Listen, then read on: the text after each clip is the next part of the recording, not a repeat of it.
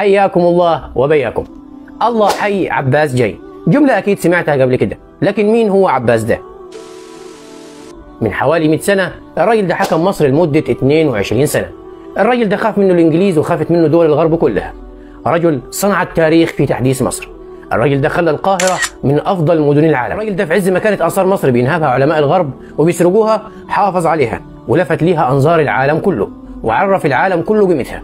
الراجل ده هو اللي أسس التعليم العالي في مصر بمواصفات علمية حديثة. هو اللي وضع حجر الأساس لجامعة القاهرة وقام بافتتاحها. هو اللي وضع حجر الأساس لمحطة رمسيس بالقاهرة وهو برضه اللي افتتحها. لو زرت المتحف المصري أو متحف الفن الإسلامي، لو عديت من على كباري القاهرة زي كوبري إمبابة مثلا أو كوبري أبو العلا أو كوبري الملك الصالح أو كوبري الجلاء أو كوبري عباس، فالراجل ده هو اللي وضع حجر الأساس ليهم. لو زرت قناطر أسيوط أو قناطر إسنا أو خزان أسوان وعشرات من مشاريع الري، فالراجل ده هو اللي شيدها.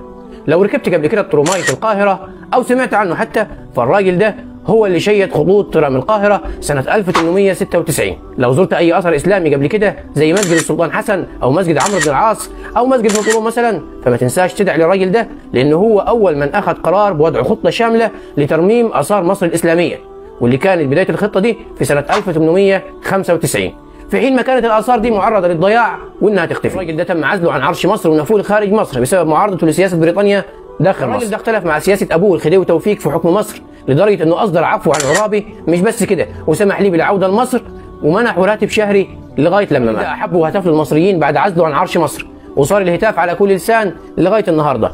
الله حي عباس جاي. الراجل ده هو الخديوي عباس حلمي الثاني، واللي حكم مصر من سنة 1874 ل 1944، واللي اتعمد الإنجليز إنهم يطمسوا تاريخه ويشوهوه. فرحمة الله على الخديوي عباس حلمي الثاني. دمتم في أمان الله، صلوا على رسول الله. السلام عليكم.